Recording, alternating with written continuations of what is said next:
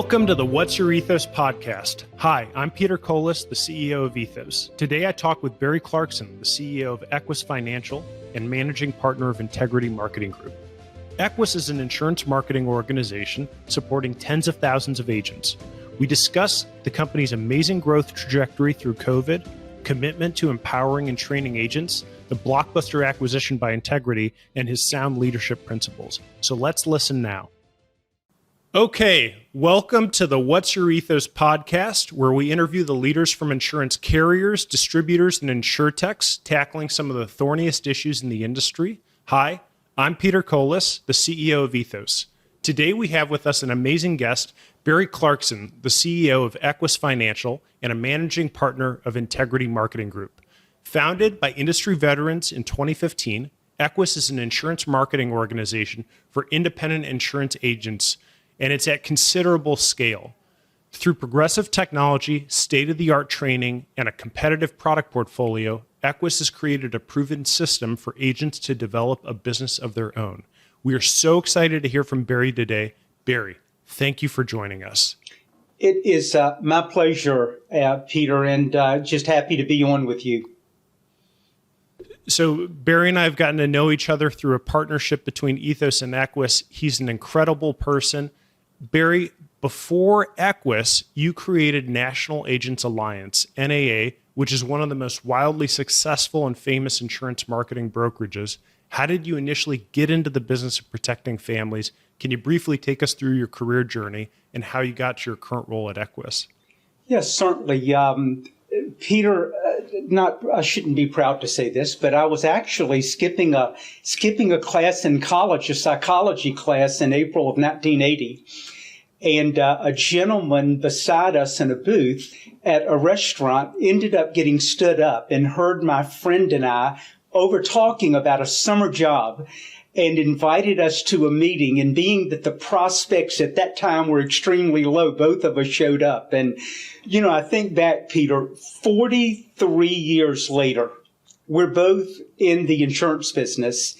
Neither one of us have had another job outside of the insurance business since that initial meeting, other than that summer when we did our summer jobs. But, you know, from 1980, I ended up going full-time in the business in January of 1982 and just focused on, you know, recruiting and building, learning the business, learning how to manage people, to inspire people during, those many years, especially in the 80s.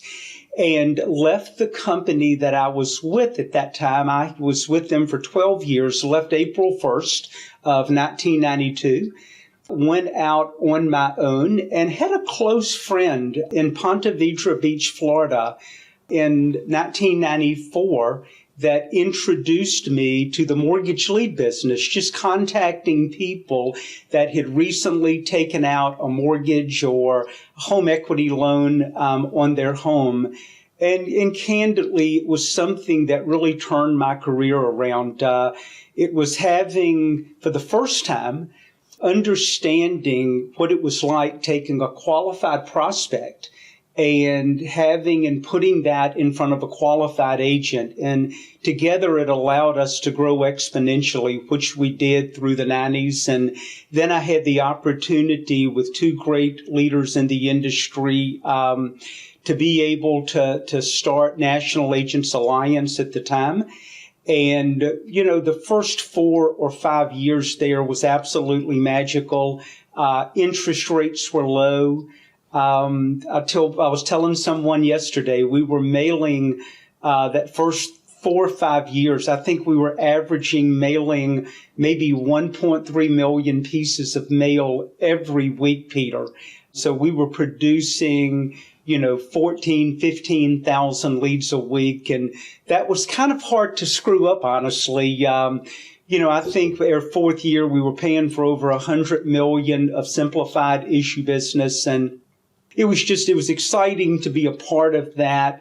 We were fortunate and blessed early on to find and attract a lot of quality people that were driven to go build great businesses for themselves. And so that company still does extremely well today. Andy Albright is an integrity partner, managing partner with me today. And so we've been able to maintain that relationship. And I had a daughter that we lost that I shared with you in June of 2008. And I ended up through a lot of that experience actually getting out of the business for a while and had an opportunity to re-engage back in January of 2016 in my current role at Equis, which is CEO.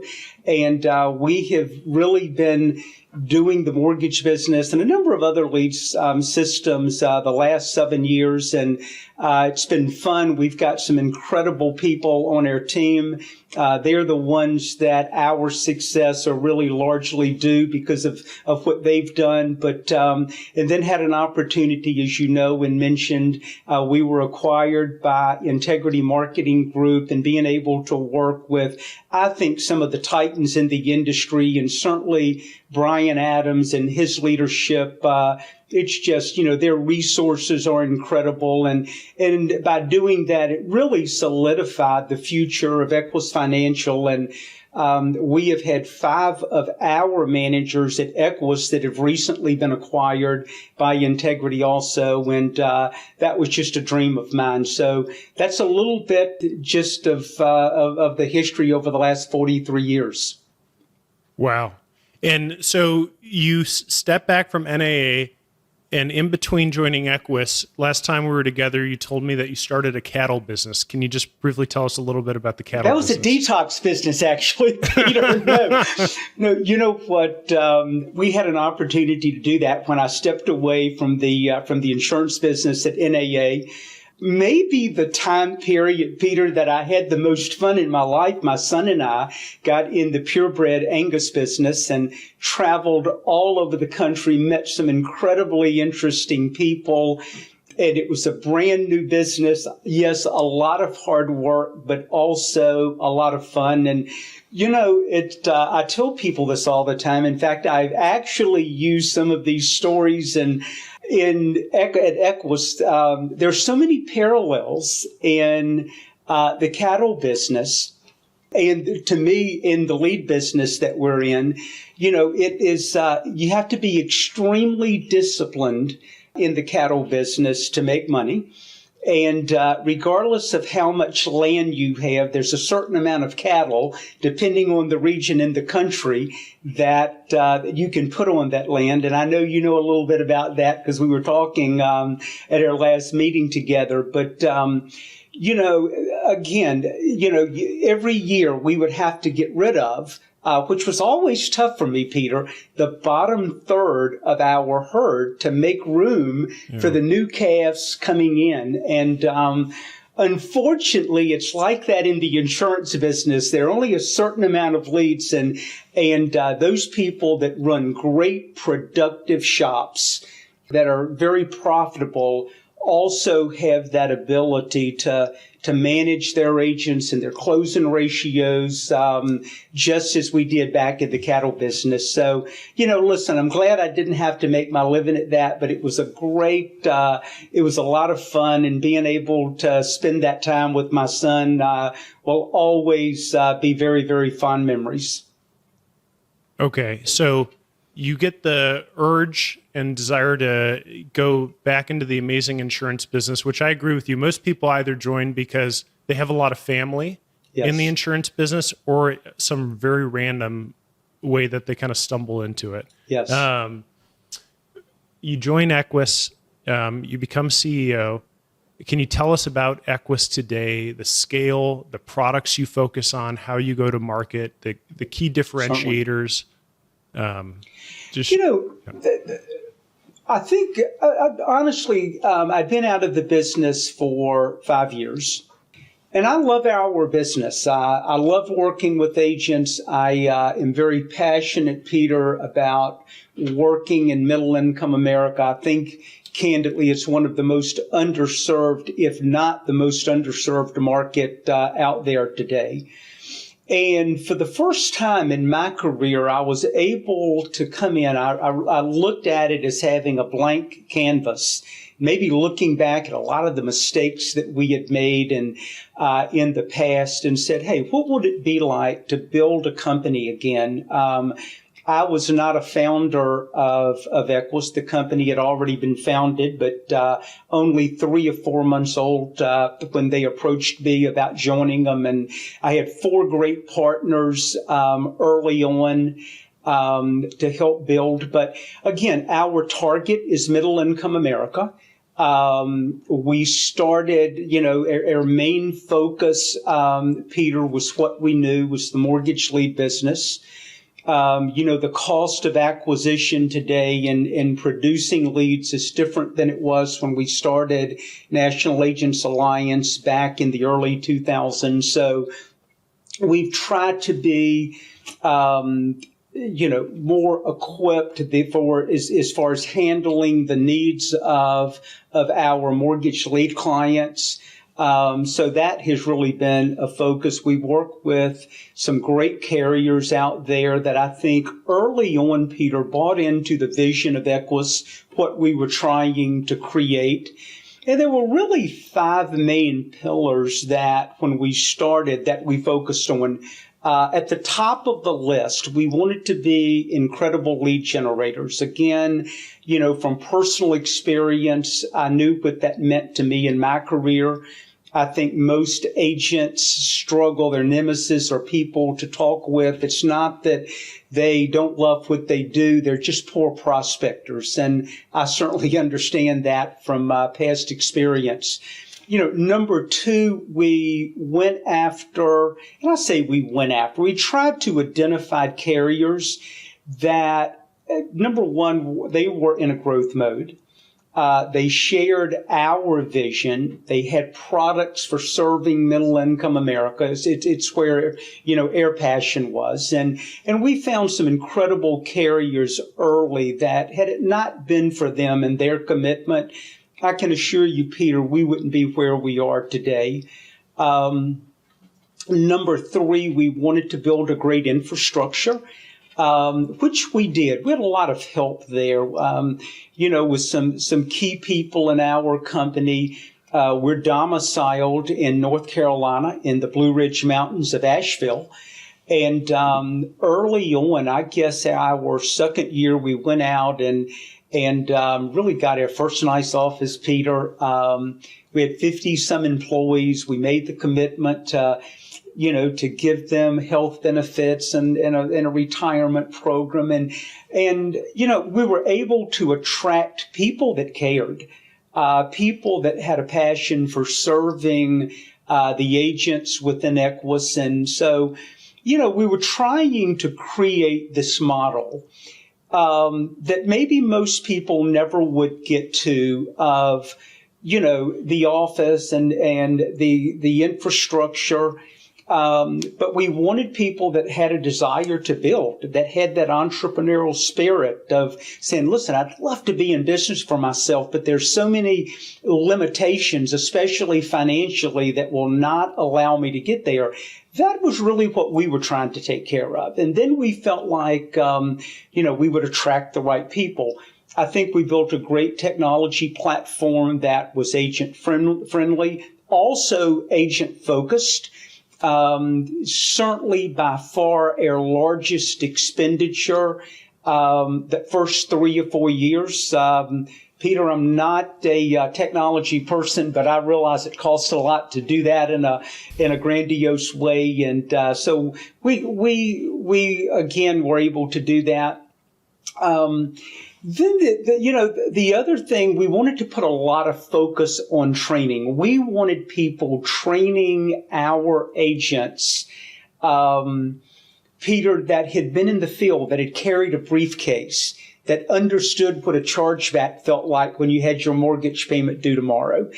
And so we started just traveling the country. One of my partners and one of the founders, Bill Martin, really was in charge of that. And Bill made his living personally selling for over 30 years. He certainly had a small agency, but he was just, again, to me, a superstar in the industry in regards to his training. And so he started traveling the country. And it's hard to put an impact on what he did in equipping our agents to be professional out there. So that was how we went to market. Our products, our key products are simplified issue products that have a little bit more liberal underwriting.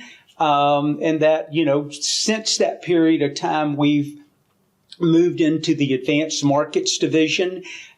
We sell a lot of annuity business, a lot of IULs. We're also in the debt elimination business, which is certainly, I think, one of the most, Peter, debilitating things in our country today outside of health challenges is debt and what it does to people's, their health, their marriages, their family.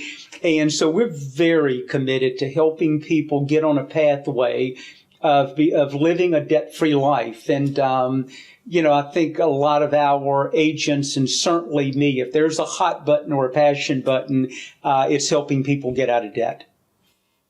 Amazing. So to summarize, it sounds like some of the really core advantages at Equis are, one, being able to identify and recruit the right kind of agent talent, yes, make them successful with both technology infrastructure, but also amazing and differentiated training. And then lastly, ability to supply them with great leads, because prospecting is often the lifeblood, but the most difficult part of being a life insurance agent. Yes, absolutely. It is. So on the last point you brought up, a lot of life insurance is focused on helping wealthy people stay wealthy. Yes. One of the reasons I love Equis, and a big part of our mission at Ethos, is accessing a much broader population. Can you tell me about the nuances of serving the middle market? How did you identify that as a core strategy? And what are some of the amazing pros and cons that come along with it? Well, I think number one, if you look at middle income America, for most people, their largest asset is their home. Number one, I know this, it is the thing that they are the most passionate about. I think if you look in our country today and you look at statistics, the number one and two reasons that people lose their homes and are foreclosed on, it's death and disability.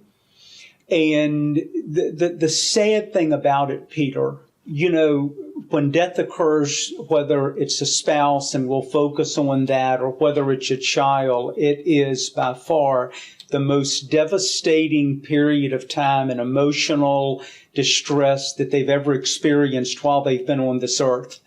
And so when you look at that, and then you immediately add, am I going to be able to make my house payment next month? Am I going to be able to make my cell phone payment?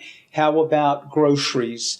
All of those are real and important issues. And, I think about, let me make this statement, because I say it a lot to our company or to our agents and to our managers, that I've never seen people have any longevity, Peter, in our industry that didn't first have a heart and a passion for what they do for the consumer.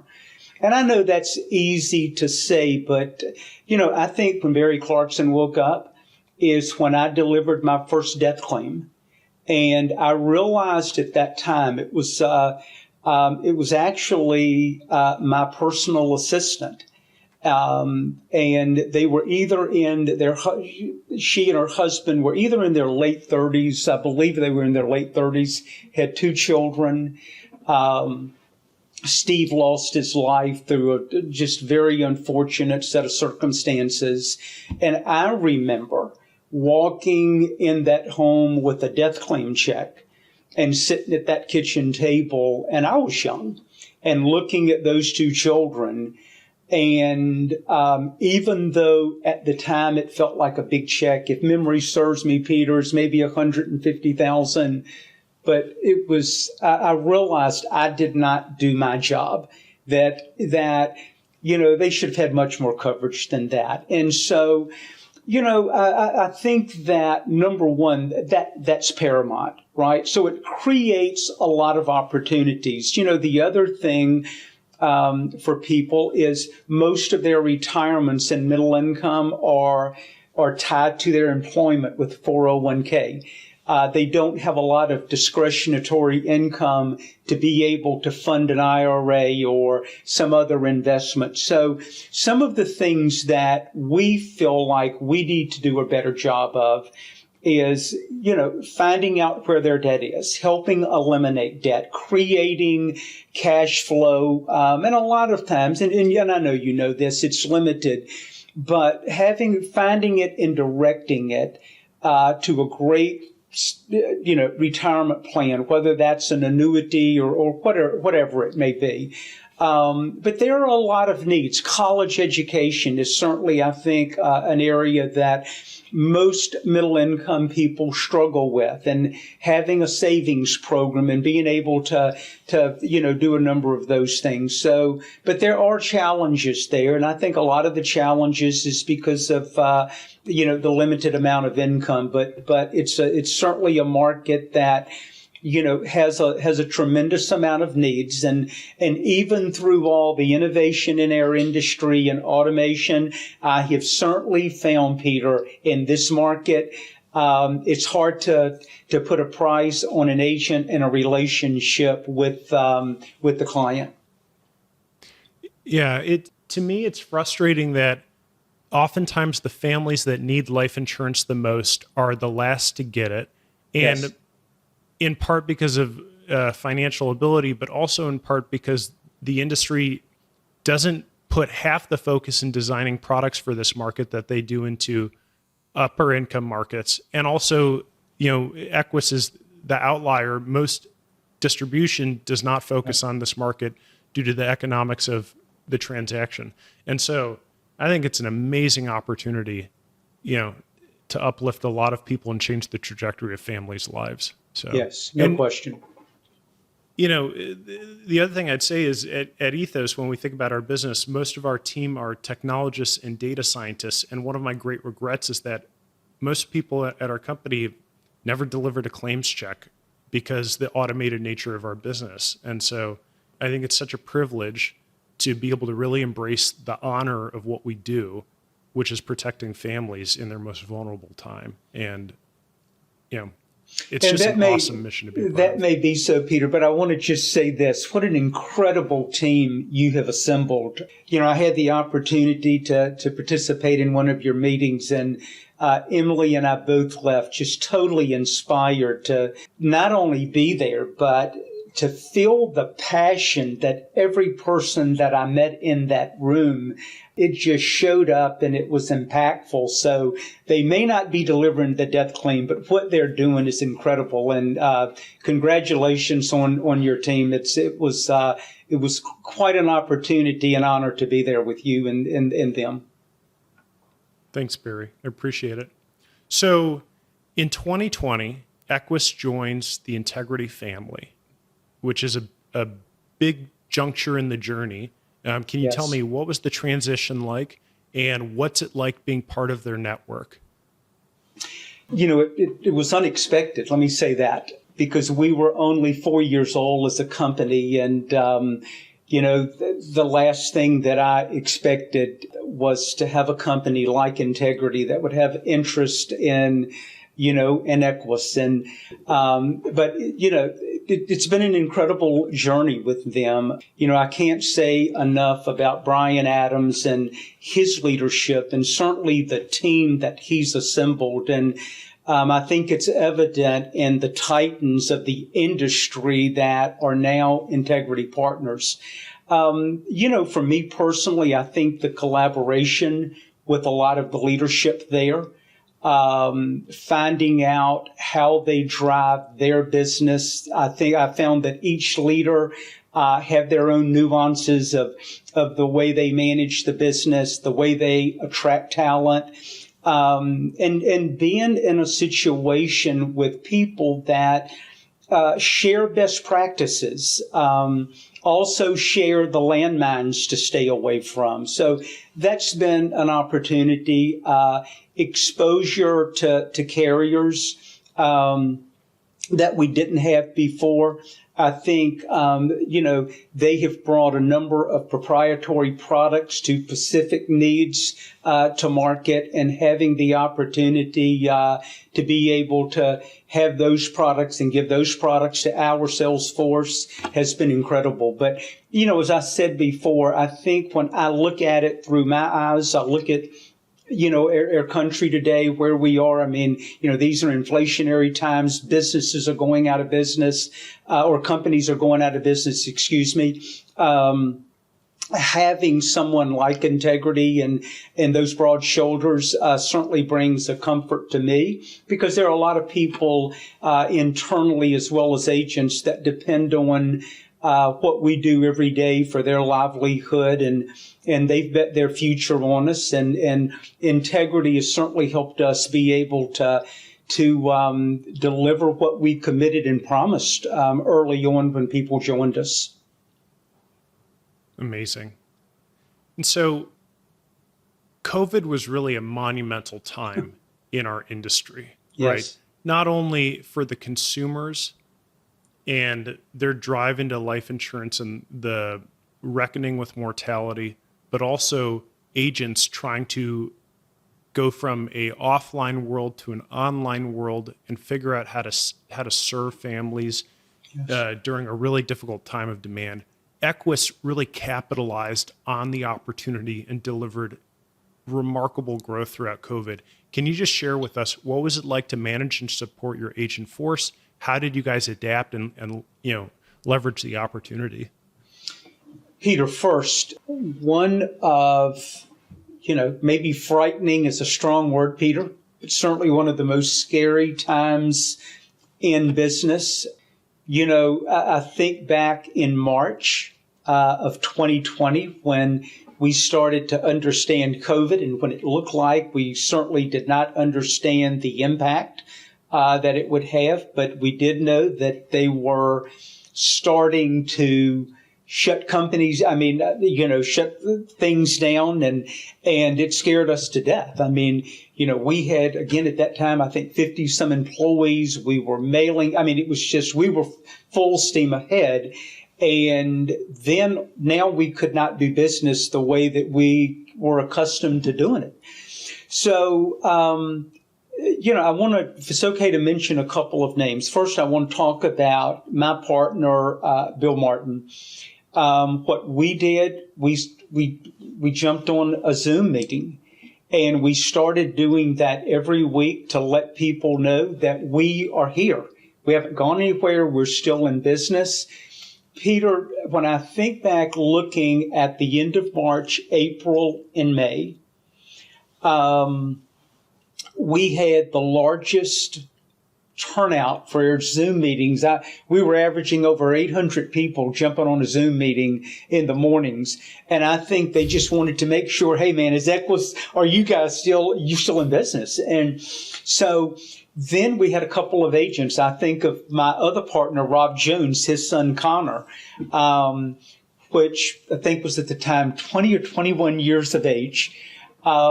He just started figuring how do you do this, and was willing to go through a lot of trials and tribulations. But within 60, Peter, to 90 days, we were right back to where we were before COVID hit. And had it not been for the leadership of Bill being on the phone, answering questions, how do you make that connection through your computer screen or a camera? We had to figure all of those things out. And, the great thing is we found out our quality of business did not suffer at all. Our placement, our persistency on that block, never missed a beat. In fact, if anything, I think it's even higher today. And then I don't know the exact percentage, but I would say 65 to 70% of Equis's business in 2023 is still done virtually on what we learned through COVID. But, you look at the positives, what it's allowed our agents to do is, if they've got a non-resident license, to be able to work throughout the country, not get in a car all the time and put miles on it, or gasoline, or hotels, or being away from the family. And so, through COVID, we found, I think, a great way to do business, and it has allowed us to scale from a recruiting standpoint, as well as doing business in remote areas that maybe we would not have had the opportunity to do before. That's amazing.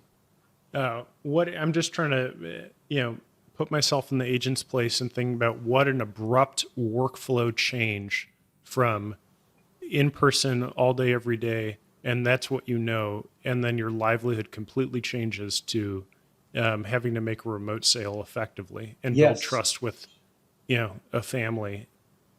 It was a really remarkable time.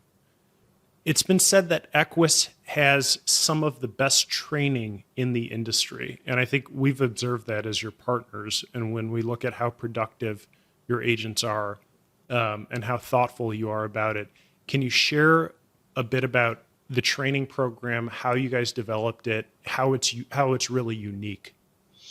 Well, we've been fortunate. And again, Peter, I know I'm biased when I say this. I think we have some of the best agents, top agents in the country. I think not only are they professional, but I think they care. And they've had this willingness to get on and to do videos, to answer questions, to participate on our coaching calls, that people can ask any question, no judgment, and be able to get answers to the areas that they're struggling in. And again, a lot of times they, as in business, man, you can do 98, 99% of things right. It reminds me of playing golf in the golf swing. It doesn't take much to be off and hit it out of bounds and have to re-tee. And so we have created through our technology something we call Training Center. And whether it is making a phone call, setting an appointment, whether it's overcoming objections, whether it's what products to offer, when to offer, how to go through that process, are not from people that have never been involved in their business, but they are people that make their living at it every day. And I think a lot of times that's the uniqueness of what we try to bring to the table. Is people that have done it and made their living. And there's just something when, it's one thing to write a book about something or to get up and talk about it. But when you've made your living at this, I think you bring not only a head knowledge, Peter, but a heart knowledge to it. And that's what we've tried to build our training center around. We travel the country. Most all of our leadership, our keyword with them is engagement. It is being hands-on. We obviously have some that do a better job than others at that. But I believe there's an obligation, if you're receiving an override or a commission on your downline agents, that we serve our agents. That's what Equis does. Our clientele, it's our agent force. We work for them. They have a lot of options out there, and we have to show up every day and provide value for them to stay with us. And it's why I think when you're in leadership, you don't get to cool it, so to speak, right? I mean, you have to show up with your A game every day, or things can go south. But that's a lot of our training. It's just from people that are out there, but it's been their willingness to share their best practices, and I think it has been contagious throughout the Equis community. Amazing. And can you talk a bit about the technology that you've built? Really, how does it empower the agent workflow and allow them to be more successful? And then when you think about the opportunities for technology to keep improving as far as making the agent more successful, Where do you see us having to go in the future? Well, here's what I'm going to say about our technology. I realize this goes in maybe without saying, but, I try to look at every agent, not as an agent that's just selling insurance, Peter, but it's an entrepreneur. It is a self-employed individual. So our mission at Equis, we call ourselves the agent's company, and I take a lot of pride in that. But what we are working on, number one of every business, number one rule is to stay in business, right? And to be able to have longevity. So there's certainly metrics that are out there that are data driven. That we have built our technology around, right? I mean, I think the given is it takes activity, right? You've got to be able to work. You've got to be able to overcome the ebbs and flows of our emotions as to whether we had a good day or we had a bad day. But what we've tried to do with our technology is to give them literally every aspect of what's inside of their business. For example, it's one thing to submit an insurance case. It is another thing to have that case issued in place, right? What are their placement rates? What are their persistency? What's their persistency on the block? What is the trajectory of their business? You can go back, and I have on our main page when you open up, it has your last 90 days, right? You're either growing or dying. And you either have a red line or a green line. Red, Peter, is not good, by the way. And so you're able to go back and look every day over the last 90 days and even beyond. That's just what's there. As to how much business did you do on that day. So it is a lot of our technology outside of just training on product and so forth. Most of it that I'm passionate about. It's being able to deliver to them statistical data that they can go back, as I do, and look at the high points and the low points. What happened to the business that created either of those? I say this a lot. Hope is not a strategy, right? We all hope for a good day, but it's not a strategy. And so, we've tried to work with our agents. All of us have different abilities, right? And skill sets. And so what we want to do, or what our goal was and our mission as we were starting to build our technology, is to not just make it built whether you have a good personality or a bad personality, whether you're a technology person or not, but really make it data and metrics driven to where you can see if I purchased this many leads, as an example, if I was able to, for our agency builders, how many people did we bring through the front door? How many of them got licensed? How many of them actually made a sale? They went out and helped a client, right? How many of them got involved in the recruiting process? And so you're able to look at all of that. And more importantly than just looking at it, see if you had that consistent activity. What were the effects on the business, whether it be production or your cash flow? But certainly our technology has helped do that. Makes sense. So let's talk about your leadership. You are an iconic leader within our industry. You lead an organization that supports tens of thousands of agents who are dependent on Equis for their livelihood, as you've said. What do you love about your leadership role, and what do you not like about it? What I love about it, I love working with new talent.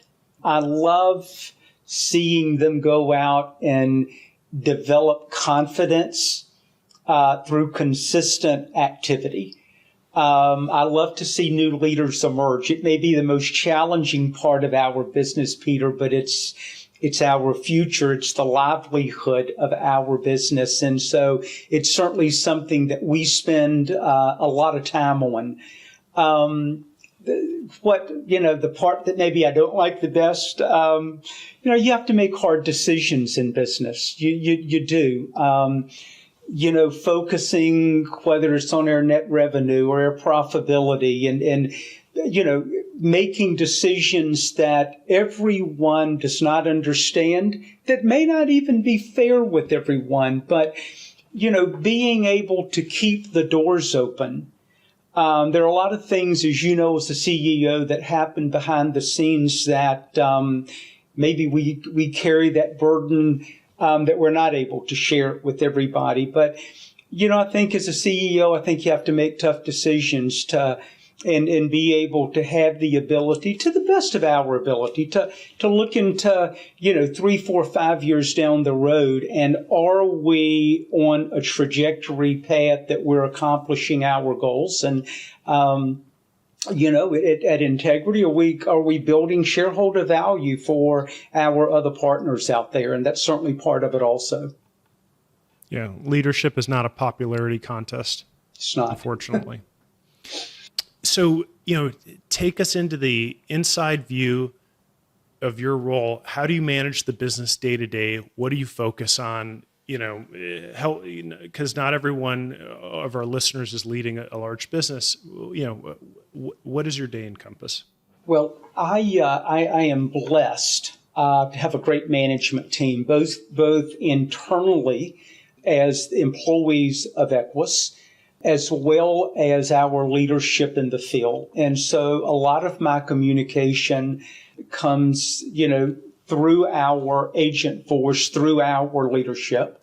But, I'm fortunate, talking about our technology, to look at the numbers. And when you look at the numbers, you react.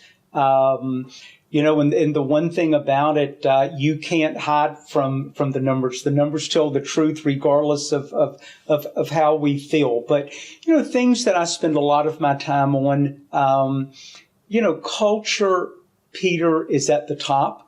I think a lot of times it's the most challenging. I find that anytime we maybe fall back or our culture's moving in the wrong direction, it's a communication problem.